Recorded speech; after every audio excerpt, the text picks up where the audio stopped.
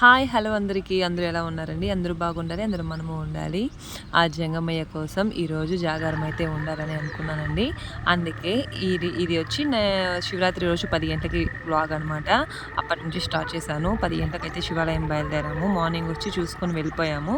మళ్ళీ నైట్ వెళ్దామని చెప్పి అనుకోలేదు, కానీ మా వారు వచ్చి సడన్గా తీసుకెళ్తారని చెప్పి సర్ప్రైజ్ చేశారనమాట. చాలా హ్యాపీ అనిపించింది.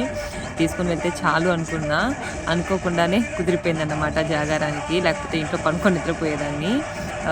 నేను ఇది వచ్చి సెకండ్ టైం అండి ఇలా ఉండడం. లాస్ట్ ఇయర్ కాకుండా అంతకుముందు ఇయర్ ఇలా ఉన్నా, మళ్ళీ దాంతో ఈ ఇయర్ ఇలా ఉంటున్నాను జాగారం చేస్తూ. సరే అని చెప్పి ఇంక గుడికి అయితే బయలుదేరిపోయాం. ఇప్పుడు మా ఊరి పక్కన ఉండే గుండ్రాజుగుప్పం గుట్ట మీద ఈ శివాలయం అనేది ఉంటుంది. ఇక్కడ సంవత్సరం బాగా చేస్తారు, కానీ నేనైతే ఈ సంవత్సరమే ఫస్ట్ టైం ఇలా రావడం. మామూలుగా అయితే బయట వెళ్తాం, కానీ దగ్గరుండే గుళ్ళు ఎప్పుడు మనకి వాటి విలువ తెలియదు అంటారు కదా, అది నాకు ఈసారి తెలిసిందనమాట. ఇంకా ఇక్కడికి వచ్చి చూస్తే జనాలు ఫుల్గా ఉన్నారు అప్పటికే. ఎందుకంటే ఇక్కడ భరతనాట్యం అయితే వేస్తారు, స్టేజ్ అయితే వేస్తున్నారు. మేమైతే ఇంకా ఆట పెడతారు అనుకున్నాం, కానీ పిల్లలు భరతనాట్యం అయితే జరుగుతూ ఉంది. మొత్తం 30 సాంగ్స్ అంట. చాలా అంటే చాలా హ్యాపీ అనిపించింది. చిన్ని పిల్లలండి, ఎంత ముద్దుగా ఉన్నారు. ఎల్కేజీ చదివే వాళ్ళు, ఫస్ట్ క్లాస్, సెకండ్ క్లాస్, అలా స్టార్టింగ్ నుంచి ఉన్నారు ఏజ్ గ్రూప్ వాళ్ళు. చిన్ని పిల్లలు క్యూట్గా చేస్తున్నారు. ఆ ఎక్స్ప్రెషన్స్ అయితే నాకు చాలా అంటే చాలా నచ్చింది. సరే ఇంకా అని చెప్పి చూసారు కదండి, ఈ పాప సెకండ్ క్లాస్ అంట. సూపర్గా వేసింది మా ఫ్రెండ్ వాళ్ళ పాప. అలా వేసిందని అసలు ఎక్స్పెక్ట్ చేయలేదు.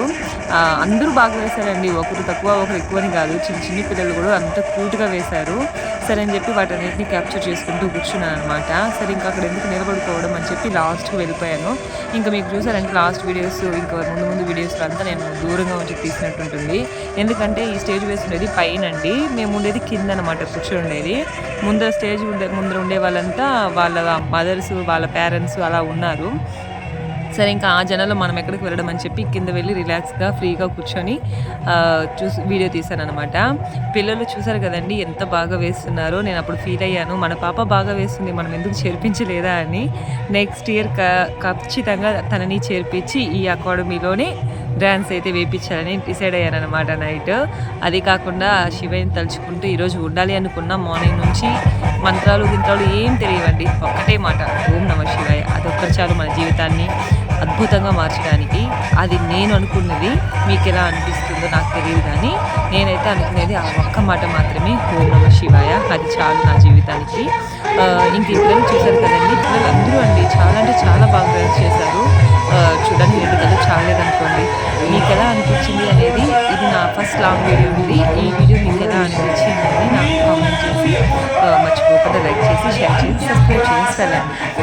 ఇంకోటి ఏంటంటే, ఇక్కడ పిల్లలు చిన్న పిల్లలు కదండి, వాళ్ళు మర్చిపోతారు. మామూలుగా అది అలవాటే, కానీ చిన్న పిల్లలు కూడా ఒక్కొక్క చిన్న స్టెప్స్ని క్యూట్గా అలా వేస్తూ ఉంటే చూడడానికి పిల్లలు చాలా చెప్పాలి. దాని తర్వాత అయితే ఇంకా శివుడికి అభిషేకం అయితే స్టార్ట్ చేశారండి. వీళ్ళ ప్రోగ్రామ్ ఫినిష్ అవ్వడానికి 12 అయింది నైట్. ఇంకా నైట్ 11:30 కల్లా స్టార్ట్ చేశారు శివుడికి అభిషేకం, ఇంకా పూజలు అవన్నీ. ఇంకా అప్పటి నుంచి ఇంకా అక్కడికైతే షిఫ్ట్ అయిపోయాను ఇక్కడ చూసుకొని. అక్కడ ఏంటంటే 108 పూలని చుట్టూ మట్టితో విగ్రహం అయితే చేశారండి, శివుడి విగ్రహాన్ని. దానికి పూలు వేస్తూ 108 చుట్టూ అయితే చుట్టారనమాట. ఇది లాస్ట్లో వస్తుంది చూడండి ఆ వీడియో. నేనైతే ఫస్ట్ వెళ్ళలేదు, ఏదో అంటే పూజ చేస్తున్నారు అనుకున్నాను.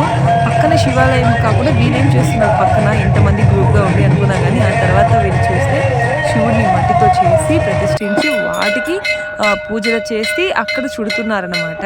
ఎందుకంటే శివాలయం చుట్టలేరు కదా 108 చుట్లు అని, అందుకేనేమో అని నేను అనుకున్నాను. ఏదైతే ఏముంది, మనం వెళ్ళాలి మొక్కాలి అనుకున్నాం కదా, అనుకోకుండా ఆ శివుడికి 108 ప్రదక్షిణలు కూడా అయిపోయిందండి. ఎంతమందికి దొరుకుతుంది ఇలాంటి అదృష్టం? నాకు దొరికింది అని నేను చాలా అంటే చాలా ఫీల్ అయ్యాను. ఇంకొకటి ఏంటంటే, ఇక్కడ గుండ్రాజుగుప్పం ఊరు వాళ్ళండి, వీళ్ళు వేరే ఊరు వాళ్ళు. అంటే మనకు అంతగా టచ్ ఉంటుంది కదా, కానీ ఓకే, మంచిగా వెళ్ళిన వెంటనే మంచిగా రిసీవ్ చేసుకొని బాగా మాట్లాడారు. ముందున్న వాళ్ళు వెనుకున్న వాళ్ళు లైన్లో రౌండ్గా తిరుగుతూ వేశారనమాట. సరే అని చెప్పి ఇంకా వాళ్ళతో అలా తిరుగుతూ